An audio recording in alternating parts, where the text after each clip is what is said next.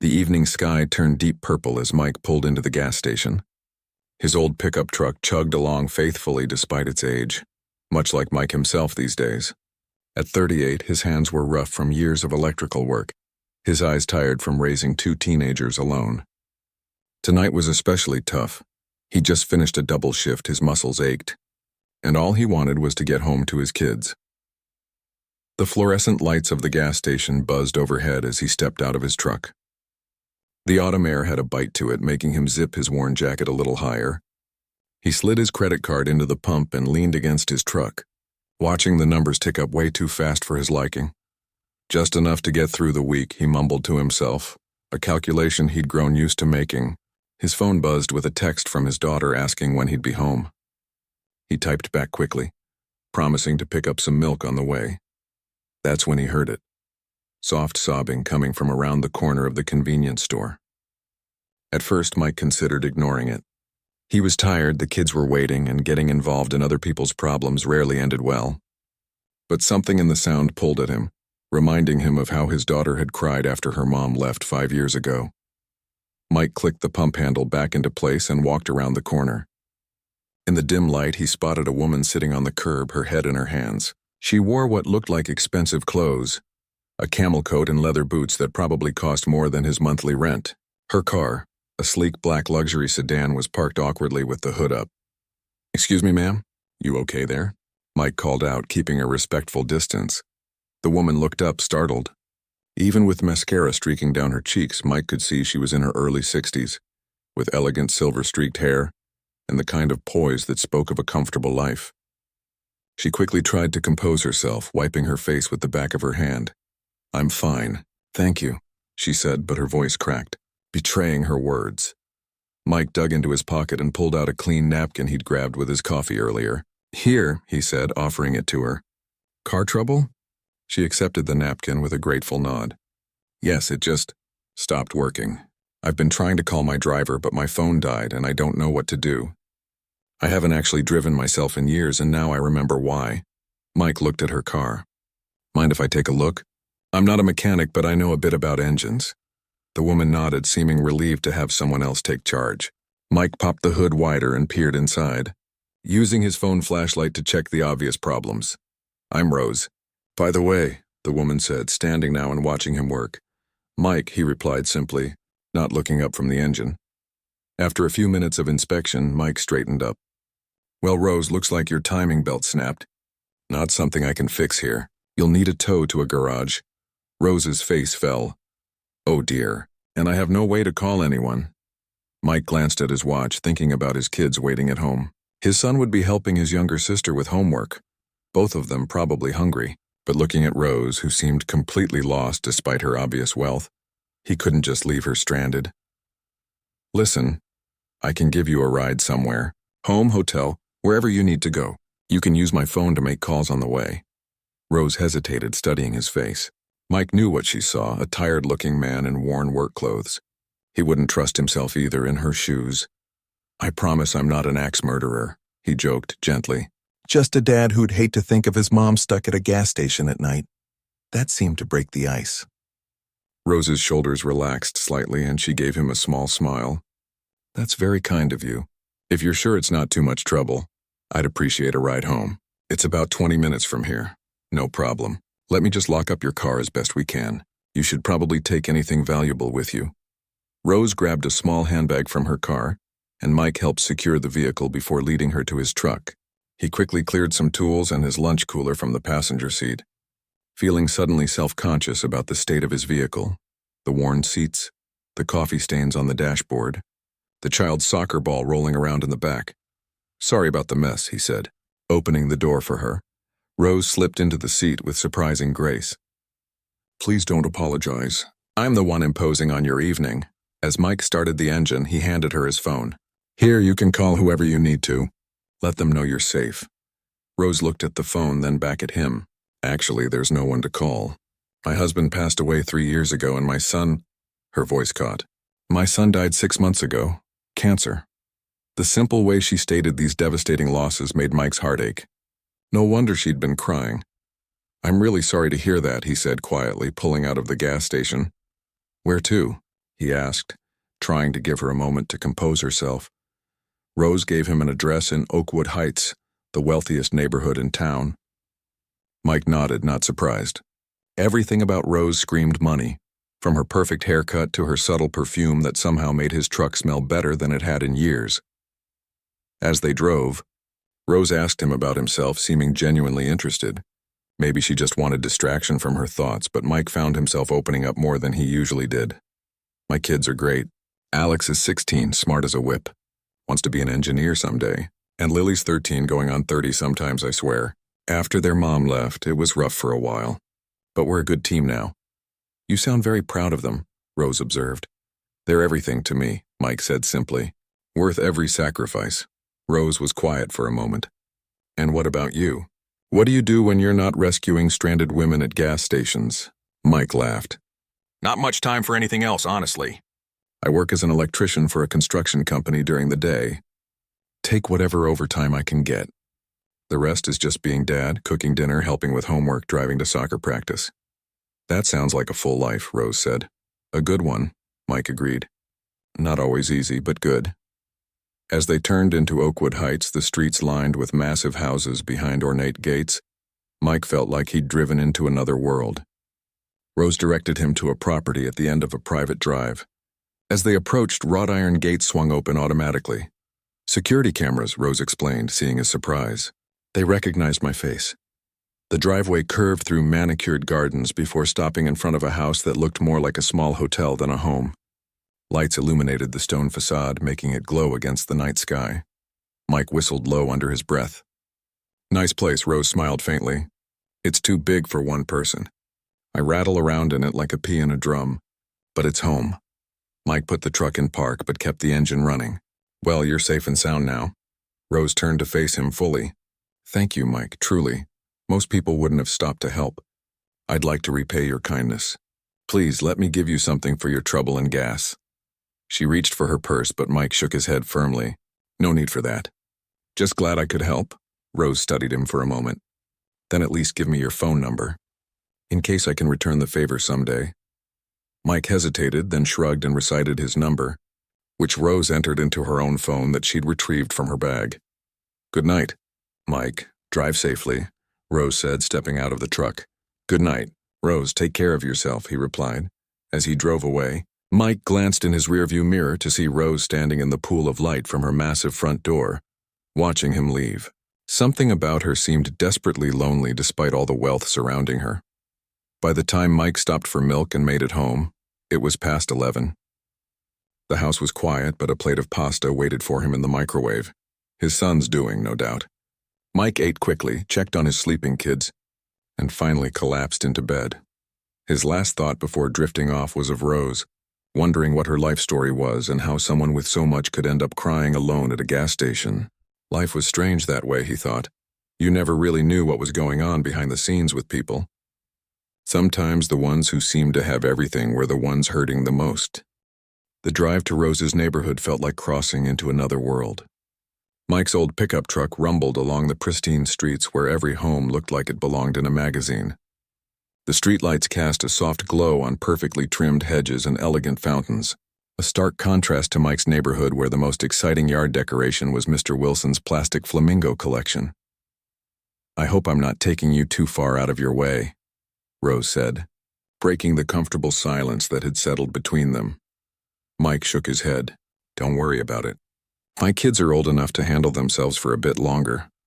He glanced at her. So you mentioned your son earlier. I'm really sorry about your loss. Rose's eyes grew distant, looking out the window but seeing something far away. Thomas was my only child. He was brilliant, a doctor who specialized in pediatric oncology. Ironic that cancer took him in the end. Her voice was steady but heavy with grief. He was diagnosed 18 months ago. It was aggressive. By the time they found it, there wasn't much they could do. That's awful, Mike said quietly. I can't even imagine. The hardest part is the silence, Rose continued almost to herself. Our family was never large, but it was vibrant. My husband loved classical music. He'd play the piano for hours. Thomas would bring friends home, fill the house with laughter. Now it's just me and the cleaning staff who come 3 times a week. Mike nodded, understanding more than he could express. After my wife left, the silence nearly drove me crazy. I started leaving the TV on just to have noise in the house when the kids were at school. Did she? Rose hesitated. I'm sorry, that's none of my business. Mike kept his eyes on the road. No, it's okay. Lisa decided family life wasn't for her. She met someone at work. Younger, no kids, exciting lifestyle. Can't really blame her. We married young, had kids right away. She missed out on a lot. That must have been very difficult for your children, Rose said softly. Yeah, it was rough. Alex took it hardest. He was 11 when she left. Started acting out at school, getting into fights. Lily was just 8, kept asking when Mom was coming back. Mike sighed. But kids are resilient, you know? We figured it out together. They're lucky to have you, Rose said. Mike laughed. Some days I'm not so sure about that. Especially when I'm working double shifts and they're eating frozen pizza for the 3rd night in a row. You're doing your best, Rose said firmly. That's what matters. As they turned onto an even more exclusive street, Rose pointed to an imposing iron gate. That's me just ahead. Mike slowed the truck, whistling under his breath as the gates swung open automatically. Fancy security system. My late husband was somewhat paranoid about safety, Rose explained as they drove up a winding driveway flanked by perfectly manicured gardens. He installed cameras everywhere. The house, mansion really, came into view. A sprawling stone structure with warm lights glowing from several windows. Mike felt increasingly out of place as he pulled up to the grand entrance. Would you like to come in for some tea? Rose asked as he put the truck in park. It's the least I can offer after your kindness. Mike glanced at his watch. It was getting late and he had an early shift tomorrow. That's really nice of you, but I should get home. The kids will be wondering where I am. Rose nodded, understanding in her eyes. Of course. She opened her purse. Please let me at least pay you for the gas and your time. Mike held up his hand. No, really. I'm happy to help. No payment necessary. Rose studied him for a moment. You know, people like you are rare these days. Most would have just walked by or called roadside assistance at best. Mike shrugged, uncomfortable with the praise. Just doing what anyone should do. That's where you're wrong, Rose said quietly. Not everyone would. She pulled out her phone. Would you mind giving me your number? In case I need to reach you about my car or... She paused. Or if I can ever return the favor. Mike hesitated only briefly before reciting his number, which Rose carefully entered into her phone. Something told him she wasn't the type to make empty gestures. Thank you again, Mike, she said, sliding out of his truck with surprising grace for someone her age. You've reminded me that there are still good people in this world. Take care of yourself. Rose, Mike replied, feeling awkward but sincere. As he drove away, he glanced in his rearview mirror to see Rose still standing in front of her massive home, a small figure against the grand facade. Despite all her wealth, she seemed terribly alone. The contrast between her world and his struck Mike as he drove back to his side of town. His neighborhood was nothing special. Modest homes with small yards, cars that had seen better days parked in driveways. But there was life here. Kids' bikes tossed on lawns, neighbors chatting on porches, music drifting from open windows. By the time he pulled into his driveway, it was nearly midnight. The porch light was on, and he could see the blue flicker of the TV through the living room curtains. Alex was probably still up waiting for him. Sure enough, when Mike unlocked the door, he found his son sprawled on the couch, pretending to watch a basketball game but clearly fighting sleep. Hey, Dad, Alex said, sitting up and rubbing his eyes. Everything okay? You're later than you said. Yeah, everything's fine. Just helped someone with car trouble. Mike explained, dropping his keys in the bowl by the door. You didn't have to wait up. Lily was worried, Alex said, which Mike knew was code for I was worried but don't want to admit it. Where is she? Asleep, finally. She tried to wait up too, but crashed around 10. Alex yawned. There's pasta in the fridge if you're hungry. Mike's heart swelled with pride and a twinge of sadness. His son shouldn't have to be this responsible at 16. Thanks, buddy. You should get to bed too. School tomorrow. After Alex trudged off to his room, Mike heated up the pasta and sat alone at the kitchen table. Their house was small with faded paint and creaky floors, but it was filled with love. Family photos covered the refrigerator. Lily's art projects hung on every wall, and Alex's soccer trophies lined the bookshelf. As he ate, Mike found himself thinking about Rose. How strange that someone could have so much materially and still seem so empty, while he had so little financially, but felt rich in what truly mattered. He washed his plate, checked that the doors were locked, and peeked in on his kids. Lily was curled up with her stuffed rabbit, pink hair spread across her pillow like a fan. She'd been begging to diet for months, and he'd finally given in last weekend. Alex was already asleep, his long frame barely fitting on his twin bed anymore. Mike smiled tiredly and headed to his own room, dropping onto the bed without even changing out of his work clothes. His last thought before sleep claimed him was wondering if he'd ever hear from Rose again, or if she was just a brief, strange intersection in his otherwise predictable life. He had no idea how drastically things were about to change. The next morning arrived with the harsh beep of Mike's alarm at 5:30 a.m. He groaned, reaching blindly to silence it.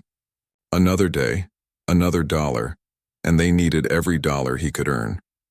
He shuffled to the kitchen to start coffee, his mind already running through the day's logistics. Alex had soccer practice after school, which meant Lily would need to catch a ride home with their neighbor's daughter. Bills were due next week and the truck needed new brake pads soon. The mental math never stopped. Mike had just poured his first cup of coffee when his phone rang. The screen showed an unfamiliar number, and his first thought was that it might be his boss with a schedule change. "Hello?" he answered, voice still rough with sleep.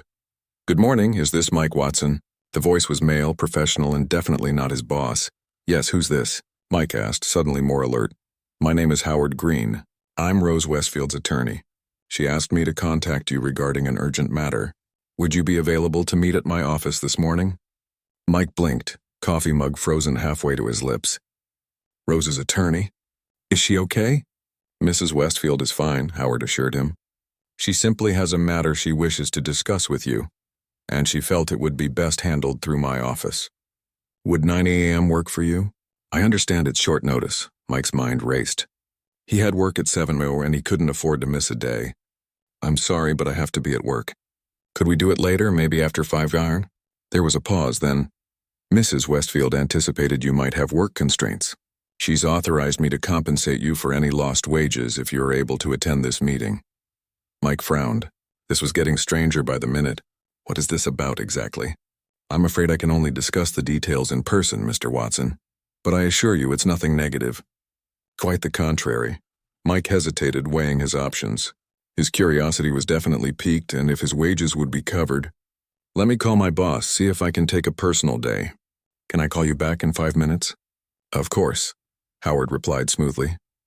Mike's boss was surprisingly understanding when he called to request the day off, especially after Mike explained it involved a legal matter. 20 minutes later, after waking the kids and explaining he'd be out for the morning, Mike found himself driving back toward the wealthy side of town, wondering what on earth Rose could possibly want with him. The law office was located in a tall glass building downtown, the kind of place Mike usually only saw from the outside. He parked his truck in the visitors section, feeling self-conscious as he walked past shiny luxury cars. Inside the lobby, everything gleamed, marble floors, brass fixtures, and a massive chandelier that probably cost more than his yearly salary. "I'm here to see Howard Green," Mike told the receptionist, trying not to fidget in his worn jeans and faded flannel shirt. He'd changed out of his work clothes but hadn't exactly dressed for a meeting in a fancy law office. The young woman smiled politely. "Mr. Watson, Mr. Green is expecting you. 15th floor, suite 1520. In the elevator, Mike checked his reflection in the mirrored wall, running a hand through his hair and wishing he'd thought to trim his beard. What was he doing here? Why would Rose, a woman he'd met just yesterday, need to talk to him through her lawyer? Suite 1520 had Green and Associates etched into frosted glass doors. Inside, another receptionist greeted him and led him to a conference room with floor-to-ceiling windows overlooking the city. "Mr. Green will be with you shortly. Can I offer you coffee, water?" "Water would be great, thanks," Mike said, taking a seat at the large table. He resisted the urge to check if he was leaving dirt marks on the expensive-looking chair. A few minutes later, a tall man in a perfectly tailored suit entered, carrying a leather portfolio. "Mr. Watson?" "Howard Green. Thank you for coming on such short notice." His handshake was firm, professional. "Call me Mike, please," Mike said. "So what's this about? Is Rose okay?" Howard sat across from him. Mrs. Westfield is perfectly fine. In fact, she speaks very highly of your assistance last night. He opened his portfolio. She has asked me to handle a matter on her behalf which directly concerns you. Mike shifted uncomfortably. Look, if this is about payment for helping her, I already told her I didn't want anything. Howard smiled slightly. So she mentioned. However, Mrs. Westfield is a very determined woman. When she decides to do something, it happens. He slid a document across the table. This is the deed to a property at 47 Lakeview Drive. Mike glanced at the paper, confused. Okay, what does this have to do with me? Mrs. Westfield has transferred ownership of this property to you, effective immediately. Mike stared at him. What? That can't be right. I assure you it's quite real, Howard said calmly. The property is a 6-bedroom home in the Lakeview Estates neighborhood. Mrs. Westfield has owned it for several years as an investment property. She has also arranged for property taxes to be covered for the next 10 years. Mike stood up abruptly, his chair rolling back. This is crazy. I can't accept a house from someone I met yesterday. There must be some mistake. Howard remained unruffled. I've known Rose Westfield for 20 years, Mr. Watson. She doesn't make mistakes, especially not with legal matters. He pulled out another document. This is the tax documentation. The gift tax has been paid in full. There are no strings attached, no hidden clauses or expectations. Mike paced the room, trying to process what was happening. But why? Why would she do this? Perhaps that's a question best directed to Mrs. Westfield herself, Howard suggested. She asked me to give you this as well. He handed Mike an envelope with his name written in elegant handwriting. Mike took it, still stunned. I don't understand. If you'd like to read the letter privately, I can step out, Howard offered. Mike nodded, and Howard quietly left the room. With shaking hands, Mike opened the envelope and unfolded the letter inside. Dear Mike, I'm sure you're confused and perhaps suspicious right now. I don't blame you. In your position, I would feel the same way. Last night you showed kindness to a stranger with no expectation of reward. You saw someone in need and helped, simply because it was the right thing to do. Such genuine goodness is rare in this world. When I lost my son, I lost my purpose.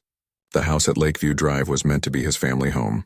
I bought it 5 years ago, planning to give it to him when he married. Now it sits empty, a reminder of dreams that will never come true. I have more wealth than I could spend in several lifetimes. What I lack is the ability to see it used to bring joy. Your stories about your children touched me deeply. You are working so hard to give them a good life, and I would be honored if you would accept this gift. The house is yours, free and clear. Do with it what you wish, live in it, sell it, whatever will best serve your family. My only hope is that it helps ease your burden and allows you to spend more precious time with your children. If you truly cannot accept it, Howard has instructions to respect your wishes. But I hope you will consider this not as charity, but as one parent helping another in memory of a child who would have wanted his home filled with a loving family. With gratitude for your kindness, Mike sank back into his chair, the letter trembling in his hands. This couldn't be real. Things like this didn't happen in real life, especially not to people like him. He looked up when Howard returned to the room. This property, how much is it worth? Howard sat down. The current market value is approximately $2.4 million, Mike choked. 2.4? He couldn't even finish the sentence. This is insane. I can't accept this. It's too much. Mrs. Westfield anticipated you might say that, Howard said.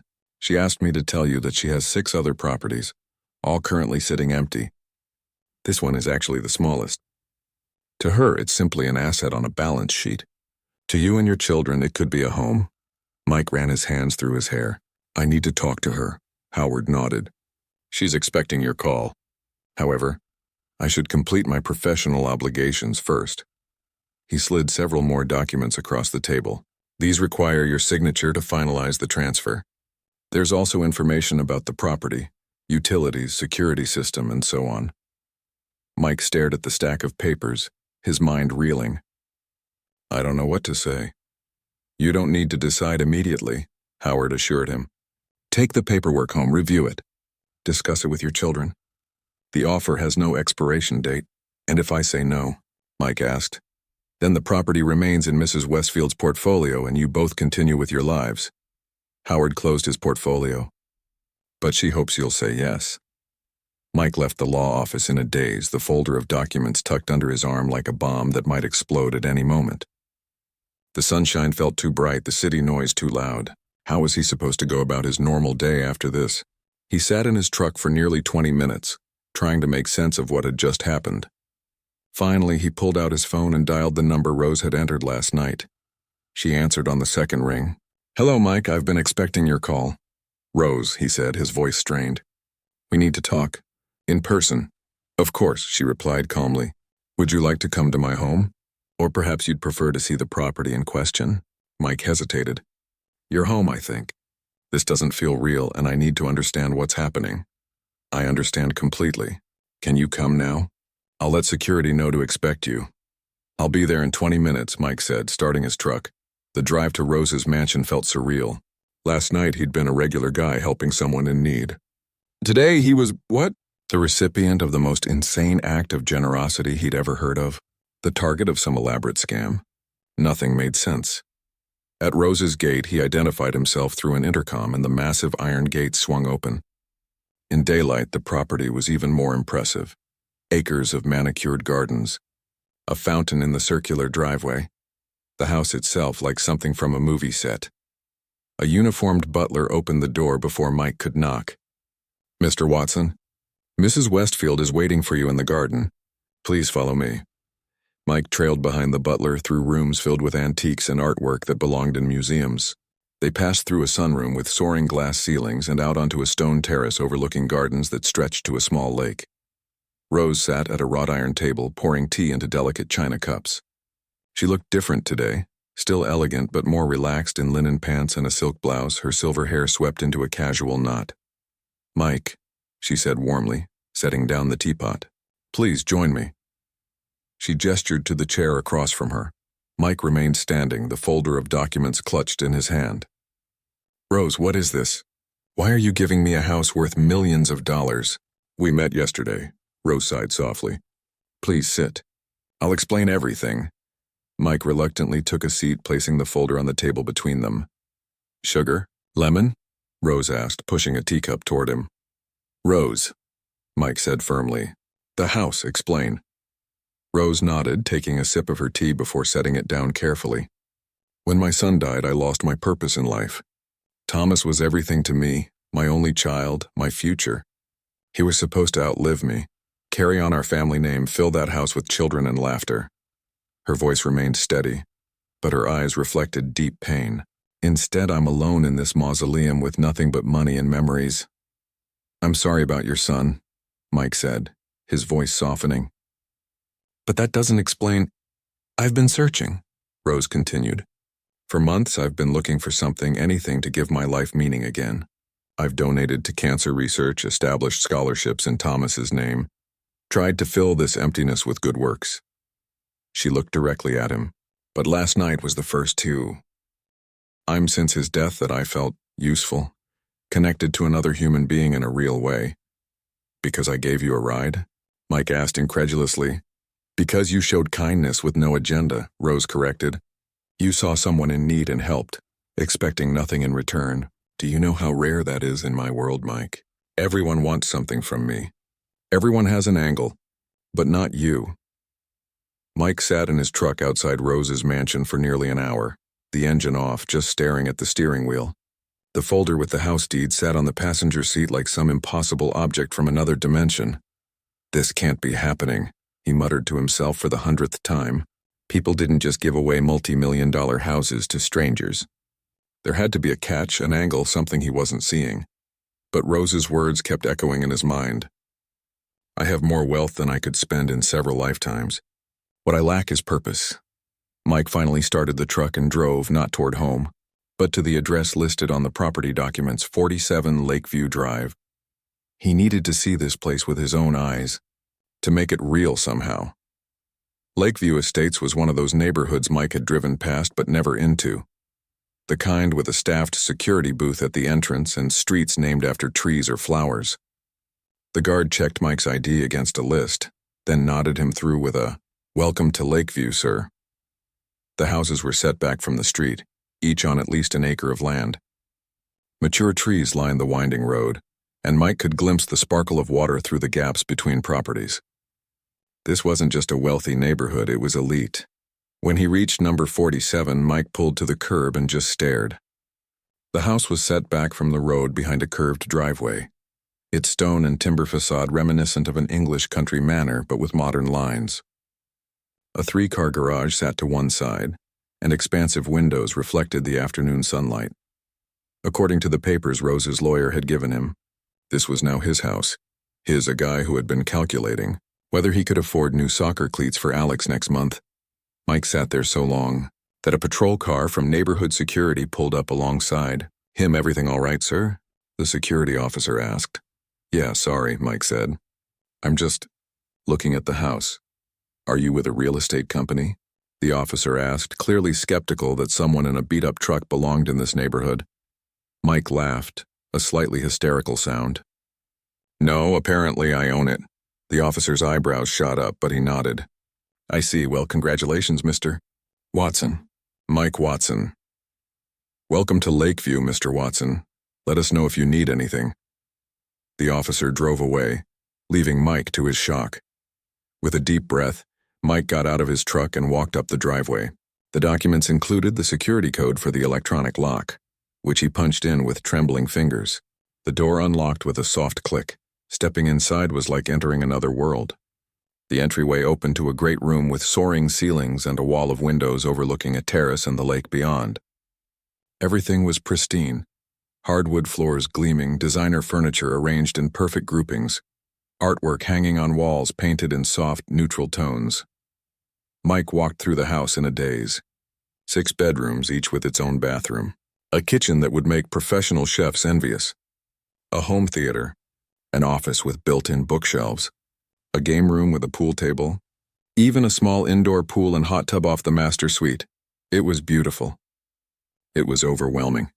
And it was completely, utterly ridiculous for a single dad and 2 teenagers who currently shared a bathroom in their 200-square-foot rental.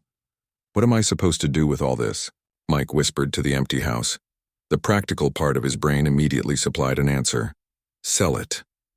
Take the money, buy a modest but nice house outright, set up college funds for the kids, invest the rest. Be financially secure for the first time in his life. But something held him back from immediately embracing that option. He wandered to the terrace and looked out at the view, the pristine lawn sloping down to a private dock on the lake, trees providing privacy from neighboring properties. He could picture Alex practicing soccer on that lawn, could see Lily sitting under a tree with her sketchbook, could imagine them all having breakfast on this terrace, watching the sun rise over the water. For the first time since entering the house, Mike felt something besides shock. He felt possibility. His phone rang, startling him from his thoughts. It was Lily. "Dad? Where are you? Are you still at that lawyer meeting?" Mike realized with a start that it was nearly 3 o'clock. "Sorry, sweetheart. Time got away from me. I'm actually looking at a house. A house. Are we moving?" Lily sounded alarmed. No, nothing's decided," Mike said quickly. "It's complicated. I'll explain when I get home." "Is everything okay there?" "Yeah, I just got home from school. Mrs. Chen dropped me off. Alex has soccer practice until 5. "Okay, I'll be home soon. We'll talk then. Love you." "Love you too, Dad." Mike took one last look around the house, then locked up and headed home, his mind racing. How was he supposed to explain this to his kids? "Hey, remember that woman I helped last night? She gave us a mansion worth more money than we'll ever see in our lifetimes. Surprise." When he pulled into the driveway of their small rental house, the contrast was almost painful. The paint was peeling. The yard was mostly dirt with patches of stubborn weeds, and the roof definitely had seen better days. But it was home, the only home his kids had known since the divorce. Lily was waiting for him at the kitchen table, her purple and pink hair falling across her face as she hunched over homework. She looked up when he came in, her expression curious. "So what's this about a house?" she asked immediately. Mike sighed, dropping into the chair across from her. "It's a long, weird story. Let's wait until your brother gets home so I only have to explain once, okay?" Lily eyed him suspiciously. "Are you in trouble or something?" Mike laughed. "No, nothing like that. It's just complicated."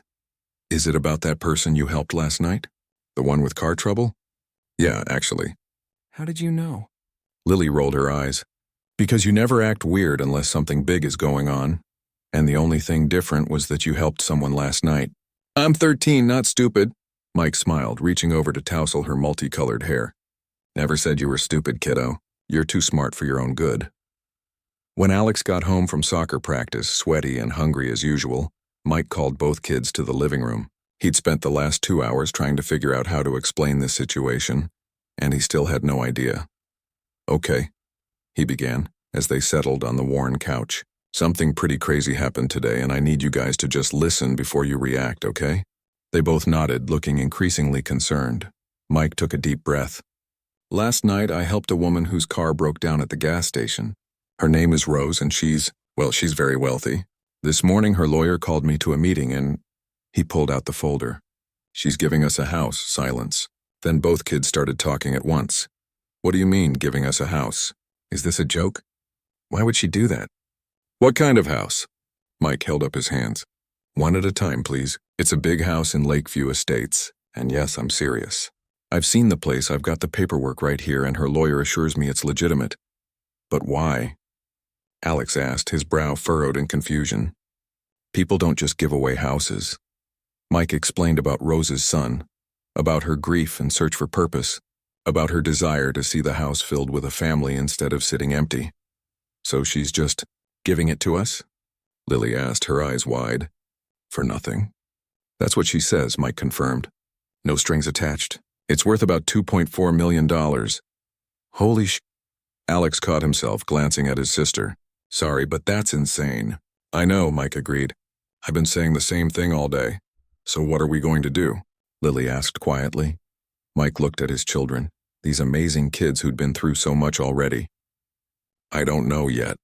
We have options. We could move in, or we could sell it and buy something smaller, set up college funds, maybe start a business. But this isn't just my decision. It affects all of us. Can we see it? Alex asked. Mike nodded.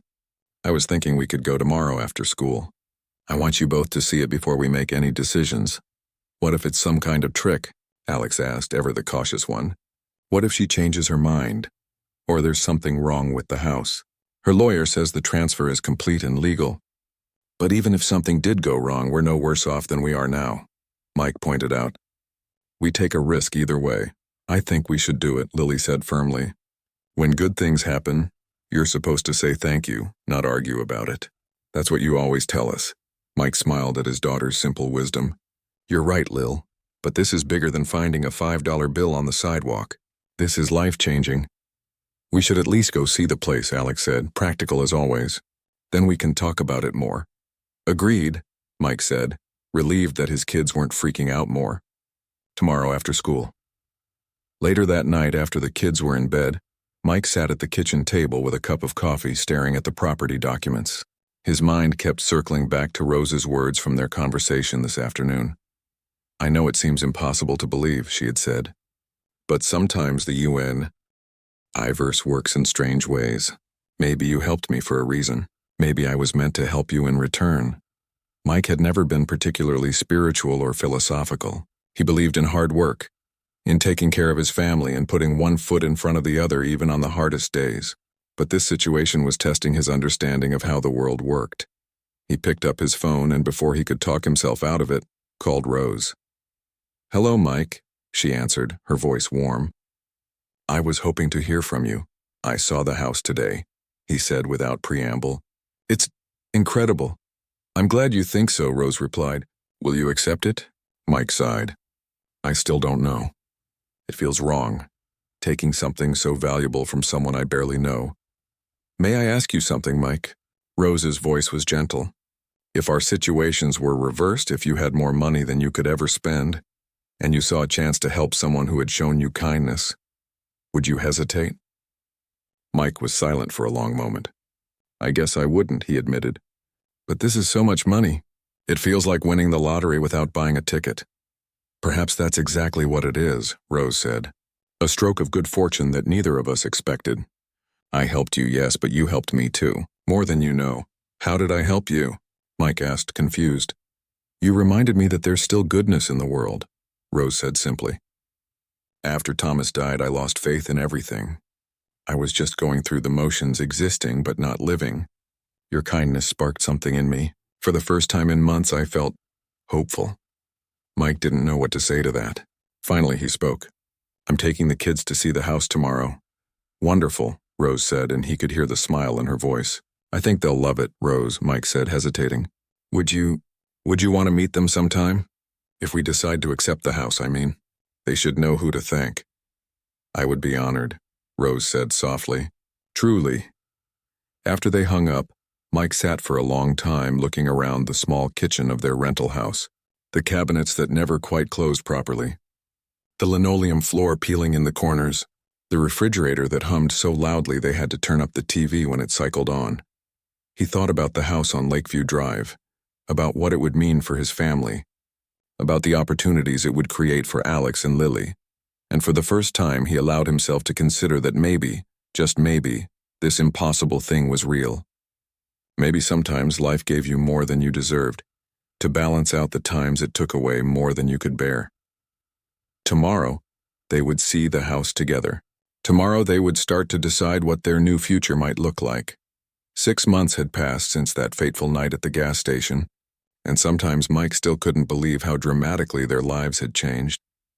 The morning sun streamed through the wall of windows in the kitchen as Mike flipped pancakes on the massive island cooktop. From here he could see Alex practicing penalty kicks on the expansive lawn, the lake shimmering in the background. Lily sat at the breakfast bar, her sketchbook open as always, her hair now a vibrant blue that matched the summer sky.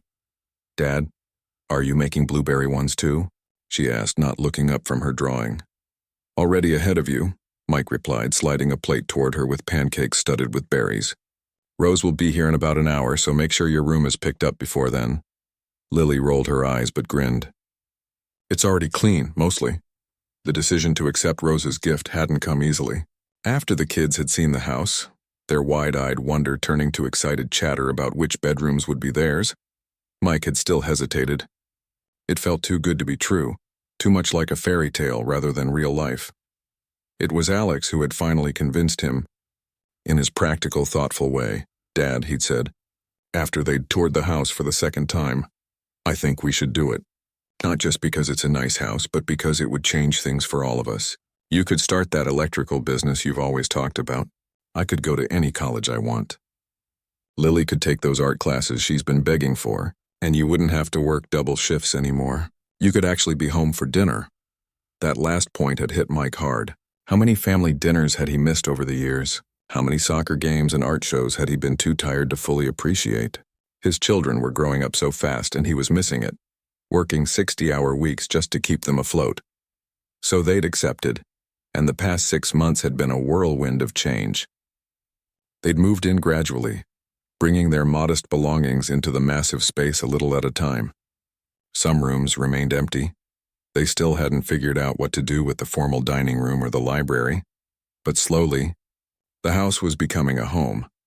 Mike had used some of the money he was saving on rent to start his own electrical contracting business, something he'd dreamed of for years but never had the capital to launch. It was small, just him and 2 employees so far, but growing steadily.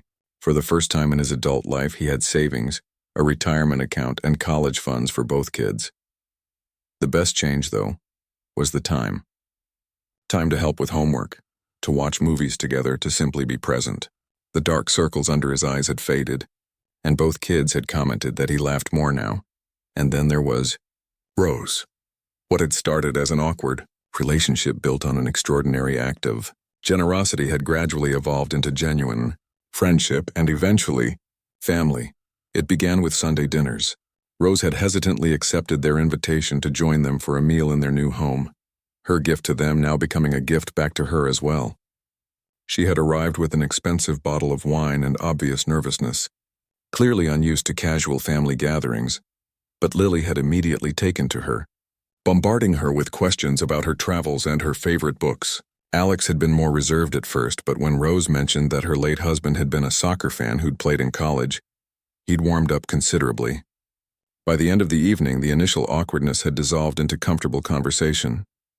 You should come again next Sunday, Lily had declared as Rose was leaving.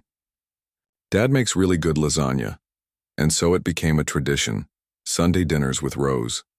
Sometimes they ate at the house on Lakeview Drive, sometimes at Rose's mansion. Occasionally they went out to restaurants where the servers knew Rose by name and treated them all like visiting royalty, which never failed to make Mike uncomfortable and the kids giggle. Through these dinners and the conversations that followed, they learned Rose's story. How she'd met her husband in college, married young, and built a life of privilege and philanthropy. How they'd struggled for years to have a child before Thomas was born when Rose was nearly 40. How her husband had died of a heart attack when Thomas was in medical school, leaving Rose alone except for her beloved son. And then, how cancer had stolen him away too, leaving her adrift in a world of wealth and privilege but heartbreaking loneliness. "You three saved me," she told them one evening, her eyes bright with unshed tears. "I was just going through the motions, existing but not living." That night at the gas station, I'd been driving around aimlessly for hours, not even sure where I was going. When my car broke down, it felt like the universe confirming what I already knew, that I was lost in every way possible. Mike had reached across the table and squeezed her hand. "Well, we're glad you found us, or that we found each other, I guess." Now, as Mike set the table for breakfast, he heard the doorbell ring. "Lily, can you get that?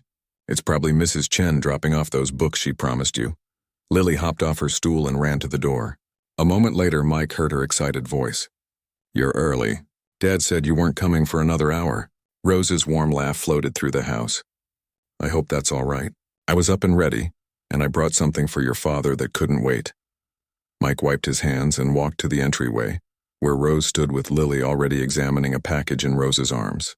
At 65, Rose still carried herself with the elegance that came from a lifetime of privilege, but these days there was a softness to her that hadn't been there when they first met. Her silver hair was styled in a simpler cut now, and she wore casual slacks and a blouse rather than the designer outfits she'd once favored. "Good morning," Mike greeted her. "You're just in time for pancakes." "Perfect timing then," Rose smiled, handing him the package. "This came to my house by mistake. The delivery service has been mixing up our addresses." Mike glanced at the label and felt his heart skip. "It came already? I wasn't expecting it for another week." "What is it?" Lily demanded, trying to peek around his arm. "Nothing," Mike said quickly. "Just some paperwork for the business." "Rose, coffee?" Rose gave him a knowing look but played along. "Coffee would be lovely." "Lily, why don't you show me your latest art project while your father hides his mysterious package?" As they walked toward the kitchen, Mike slipped into his office and tucked the small box into a drawer. It contained a vintage locket he'd found online, a replacement for one Rose had mentioned losing years ago, which had contained pictures of her husband and son. It had taken months of searching to find something similar, and he'd planned to give it to her next week at a special dinner marking 6 months since they'd moved into the house. The house still felt surreal sometimes. There were moments when Mike would wake up in the spacious master bedroom, sunlight streaming through the windows overlooking the lake, and think he was dreaming. Or when he'd watch Alex practicing soccer on their private stretch of lawn, or Lily sketching on the terrace, and have to remind himself that this was really their life now. But the house itself, magnificent as it was, wasn't the true gift. The real miracle was what had grown from that chance meeting at the gas station. A found family, healing for both Rose and the Watsons, and a second chance at the life Mike had always wanted for his children. By the time Mike joined them in the kitchen, Alex had come in from outside, his soccer ball tucked under one arm as he gave Rose a one-armed hug. She beamed at him, her face lighting up the way it always did around the kids. "How are the college applications going?" she asked him, accepting the coffee Mike handed her. Alex groaned. "Too many essays. But I finished the one for state yesterday and I'm working on Berkeley next." Rose nodded approvingly. Both excellent schools for engineering. And the coach at Berkeley seemed very interested when we visited last month. The casual "we" wasn't lost on Mike. Somewhere along the way, Rose had become part of their planning, their decisions, their future. She'd gone with them on college visits, using connections Mike hadn't known existed to arrange meetings with professors and coaches. She'd helped Lily find an art mentor, a retired professor who now gave her private lessons twice a week. She'd become emergency contact number 2 on school forms, the person the kids called if they couldn't reach Mike, the extra adult at parent-teacher conferences and soccer games. In short, she'd become family, not that there hadn't been challenges, Moving to Lakeview Estates had meant new schools for both kids, where most of their classmates came from generational wealth and privilege. There had been awkward moments when friends visited their house for the first time, eyes wide with amazement and sometimes envy. There had been questions about where their money had come from, rumors and speculation that bothered Mike more than the kids, and there had been adjustments for Mike too, learning to navigate a world of wealth he'd never expected to be part of, figuring out how to raise children with advantages he'd never had, balancing gratitude with the desire to maintain his independence and values. But through it all, Rose had been there, never pushing but always supporting, respecting Mike's parenting decisions while offering gentle guidance when asked. "So what's the plan for today?" Rose asked, helping herself to a pancake from the stack on the island. "Well," Mike said, pouring batter for more pancakes, "I thought we could take the boat out if the weather holds. Then the neighborhood barbecue is this afternoon." "Ooh, can I invite Zoe and her family?" Lily asked. "Sure," Mike nodded. "The more the merrier." The community barbecue had been his idea, a way to thank their neighbors for the warm welcome and to celebrate 6 months in their new home. At first, he'd worried that it might be awkward. The single dad who'd suddenly appeared in their exclusive neighborhood might not fit in with the doctors, lawyers, and executives who populated Lakeview Estates. But he'd been surprised by how genuinely welcoming most people had been. Yes, there were a few who looked down their noses at his work clothes and pickup truck, but most had been friendly and accepting. His electrical expertise had proven useful more than once when neighbors had wiring issues, and Alex's soccer skills had quickly earned him a place on the neighborhood team. "I invited the Patels from across the street," Rose mentioned, sipping her coffee, "and Howard said he'd try to stop by as well." Mike smiled, remembering how intimidated he'd been by Rose's attorney that first day. Now Howard was a regular guest at their Sunday dinners, his formal demeanor softening over time to reveal a dry wit and surprising knowledge of video games that made him a favorite with Alex. As the kids finished breakfast and went to get ready for the day, Mike and Rose moved to the terrace with fresh cups of coffee. "Happy?" Rose asked simply, looking out over the lake. Mike followed her gaze, taking in the perfect view, the beautiful home behind them, the sound of his children's laughter drifting through the open windows. "More than I ever thought possible," he answered honestly. "But it's not just because of the house, you know. It's because of you, too, what you've become to us." Rose smiled, the lines around her eyes crinkling. "I never thought I'd have a family again after Thomas died. I'd resigned myself to being alone. And then I met you and everything changed. Funny how life works out sometimes," Mike said. "One moment of kindness at a gas station, and here we are." "Here we are indeed," Rose agreed softly. Later that afternoon, as the barbecue was in full swing, Mike stood by the grill flipping burgers and watching the scene around him with a sense of wonder. Neighbors mingled on the lawn, kids splashed in the pool, and music played from speakers set up on the terrace. Lily was showing her art portfolio to Rose's friend who owned a gallery downtown. Alex was playing an impromptu soccer match with a mix of neighborhood kids and their guests. And Rose was in the middle of it all, her laugh carrying across the lawn as she chatted with neighbors who had become friends, looking more alive and vibrant than she had that night at the gas station. Howard appeared at Mike's elbow, accepting the beer Mike offered him. "Quite a transformation," he commented, nodding toward Rose. "I've known her for 20 years, and I've never seen her this happy." "She's family now," Mike said simply. "For better or worse, she's stuck with us." Howard smiled, a rare, full smile that transformed his usually serious face. "You know, when she first told me what she wanted to do, give this house to a stranger she'd just met, I thought she'd lost her mind. I tried to talk her out of it." Mike raised an eyebrow. "You did? You seemed pretty convinced when we met." "That's my job."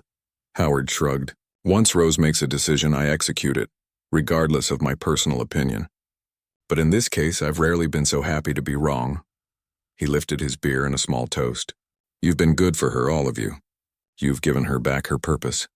And she gave us a future we never could have imagined," Mike replied. "Seems like a fair trade." As the sun began to set over the lake, casting golden light across the water, Mike gathered everyone for a toast. Standing on the terrace steps with Rose beside him and his children flanking them, he raised his glass.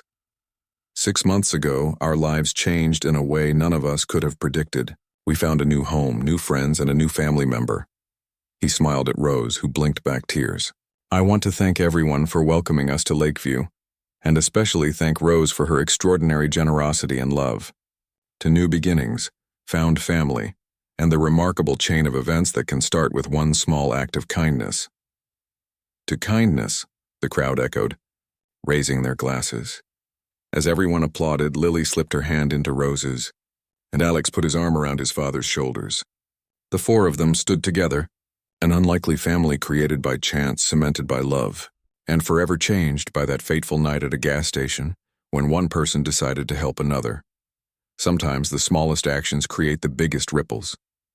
Sometimes a moment of simple human kindness can change multiple lives forever. And sometimes, when you least expect it, the universe delivers exactly what everyone needs: a second chance, a new family, and a future bright with possibility.